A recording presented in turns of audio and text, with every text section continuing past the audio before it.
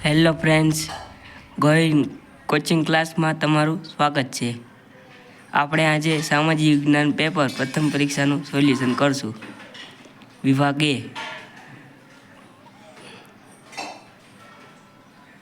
વિભાગીય યોગ્ય વિકલ્પો પસંદ કરી જવાબ આપો.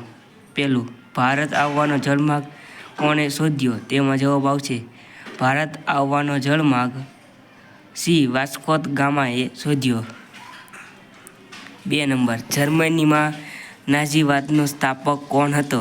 જર્મનીમાં નાઝીવાદનો સ્થાપક હિટલર હતો. ક્વેશ્ચન નંબર 3, બંધારણ સભામાં કુલ કેટલા સભ્યો હતા? તેમાં જવાબ આવશે એ 389. ક્વેશ્ચન નંબર 4, મુખ્ય મુદ્રાવણીય પ્લેટો કેટલી છે? તેમાં જવાબ આવશે 7 મુખ્ય મુદ્રાવણીય પ્લેટો છે. બી, ખાલી જગ્યા પૂરો. ઇંગ્લેન્ડ અને ચીન વચ્ચે થયેલા ખાલી જગ્યા વિગ્રહમાં ચીનનો પરાજય થયો હતો. તેમાં આવશે એ અફીણ. પ્રશ્ન નંબર 2, ભારતમાં ક્રાંતિકારી પ્રવૃત્તિની શરૂઆત ખાલી જગ્યાએ કરી હતી. તેમાં જવાબ આવશે વાસુદેવ બળવંત ફડકે. ભારતનું સર્વોચ્ચ શિખર કયું છે? તેમાં જવાબ આવશે ભારતનું સર્વોચ્ચ શિખર માઉન્ટ ગોડવિન ઓસ્ટિન કેટુ છે. ક્વેશ્ચન નંબર 4, ખાલી જગ્યા નદી દક્ષિણની ગંગા તરીકે ઓળખાય છે. તેમાં જવાબ આવશે ગોદાવરી.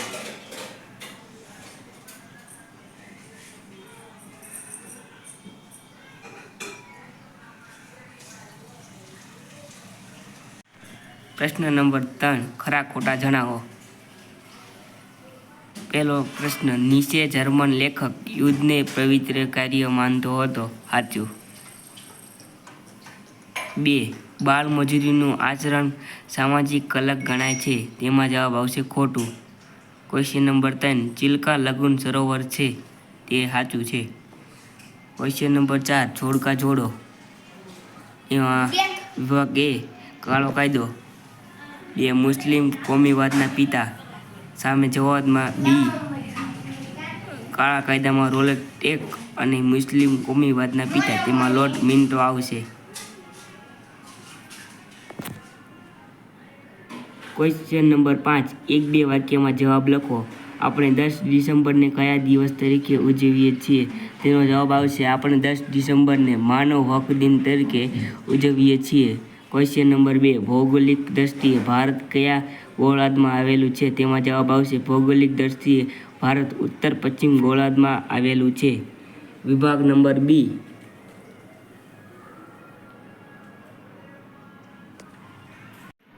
વિભાગ નંબર બી.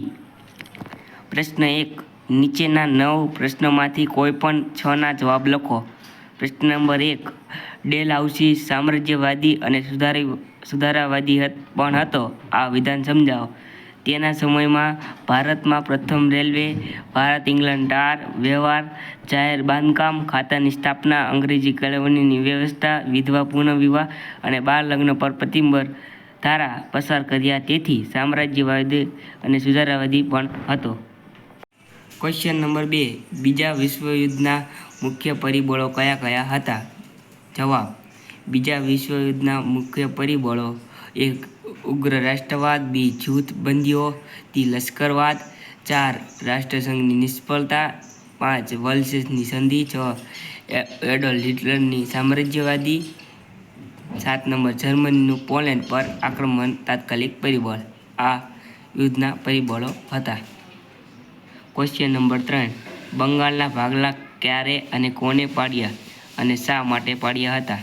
તેમાં જવાબ આવશે બંગાળના ભાગલા 16 ઓક્ટોબર અને વાઇસરોય કરઝને અને પાડ્યા હતા અને હિન્દુ અને મુસ્લિમ એક સાથે અંગ્રેજો સાથે લડ્યા હતા તે માટે બંગાળના ભાગલા પાડ્યા હતા. ક્વેશ્ચન નંબર 4, 22મી જાન્યુઆરી 1905ના દિવસને રશિયાનું લોહિયાળ રવિવાર તરીકે ઓળખવામાં આવે છે. કારણ આપો. કારણ કે તે દિવસે રશિયાના લોકો જો કોઈ વ્યક્તિ અધિકારની માંગણી કરવા ગયા હતા. તે દિવસે ઝારના સૈનિકોએ માણસો ઉપર તલવારથી મારી નાખ્યા હતા. પિત્સબર્ગનો બરફ લોહીથી લાલ થઈ ગયો હતો, તેથી તેને લોહીવાળ રવિવાર તરીકે ઓળખવામાં આવે છે. પ્રશ્ન નંબર 5. સ્વાર્થિક પુખ્તવય મતાધિકાર કોને કહેવાય? તેમાં જવાબ આવશે ભારતમાં બંધારણ 18 વર્ષની ઉંમરના તમામ નાગરિકોને કોઈ પણ જાતના ધર્મ, જાતિ, શિક્ષણ, લિંગ, આવક, કોમ, મિલકત કે જન્મસ્થાન જેવા કોઈ પણ જાતના ભેદભાવ મુક્ત રીતે મતદાન કરી શકાય છે. Question number 6. બાળમજૂરી સજાપાત્ર ગુનો છે, કારણ આપો. જવાબ: બાળમજૂરી પર કાયદાથી પ્રતિબંધ મૂકવામાં આવ્યો છે. 14 વર્ષથી ઓછી ઉંમરના બાળકોને નોકરીમાં રાખવાની મનાઈ છે. આથી બાળમજૂરી સજા પણ ગુનો ગણાય છે.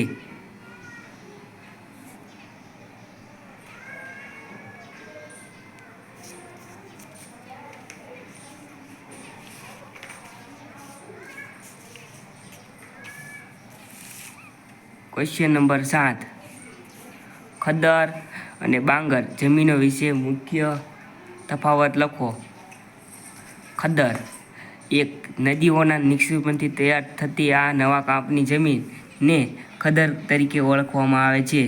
બાંગર: એક નદી ખીણોના ઉપરવાસમાંથી આવેલી એકંદરે જૂનો કાપ ધરાવતી જમીનને બાંગર તરીકે જાણીતી છે. પ્રશ્ન નંબર 8. હિમાલયની નદીઓ બારેમાસથી ભરપૂર રહે છે, કારણ આપો. કારણ કે હિમાલયની નદીઓમાં ઉનાળામાં બરફ પીગળવાથી પાણી હોય છે અને શિયાળામાં બરફ તરીકે પાણી હોય છે. Question number 9. નદીઓનું આર્થિક મહત્વ જણાવો. જવાબ: માનવ ઇતિહાસમાં નદીઓનું મહત્વ સૌથી વધારે રહ્યું છે. નદીઓનું પાણી કુદરતી સંસાધન છે. તે માનવીની ઘણી બધી પ્રવૃત્તિઓ માટે અનિવાર્ય છે. તેણે માનવીની પ્રાથમિક જરૂરિયાતો સંતોષી છે. ખેતી અને ઉદ્યોગોનો વિકાસ નદીઓના કારણે થયો છે. પ્રાચીન સંસ્કૃતિઓ પણ નદીઓને આભારી છે. મોટા ભાગના શહેરો નદી કિનારે વિકાસ પામ્યા છે, જેમ કે દિલ્હી, કોલકાતા, ભરૂચ, સુરત, રાજકોટ.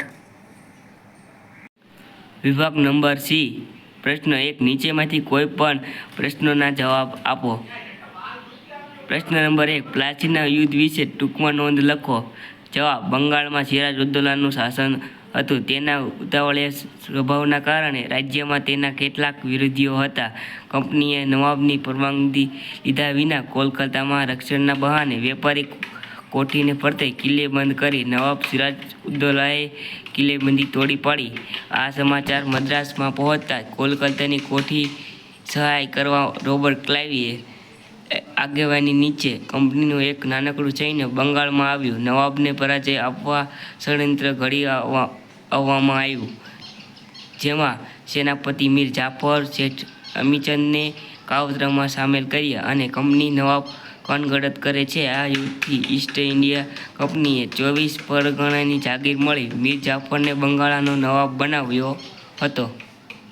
2. સંયુક્ત રાષ્ટ્રની સલામતી સમિતિ વિશે ટૂંક નોંધ લખો. સંયુક્ત રાષ્ટ્રનું સૌથી મહત્વનું અંગ છે. તેમાં અમેરિકા, બ્રિટન, ફ્રાન્સ, રશિયા અને ચીન આ 5 કાયમી સભ્યો છે. બાકી 10 બિનકાયમી સભ્યો છે. આ સમિતિને આંતરરાષ્ટ્રીય શાંતિ અને સલામતી જાળવવા માટે અત્યંત વિશાળ સત્તાઓ આપવામાં આવી છે. રાષ્ટ્રોના કોઈ પણ ઝઘડાના ઉકેલ માટે તપાસ અને મધ્યસ્થી દ્વારા શાંતિમય રીતે પ્રશ્નો હલ કરે છે. કોઈ પણ આંતરરાષ્ટ્રીય અગત્યની બાબતમાં નિર્ણય લેવા માટે 5 કાયમી સભ્યોમાંથી કોઈ પણ એક મત હકારાત્મક ન હોય તો તે બાબત પર નિર્ણય લઈ શકાતો નથી. 5 કાયમી સભ્ય રાષ્ટ્રોની આ સેનાને વીટો નિષેધાધિકાર કરે છે. આપણું પેપર સોલ્યુશન થઈ ગયું છે. અમારી ચેનલને લાઈક કરજો, શેર કરજો અને સબસ્ક્રાઈબ કરજો.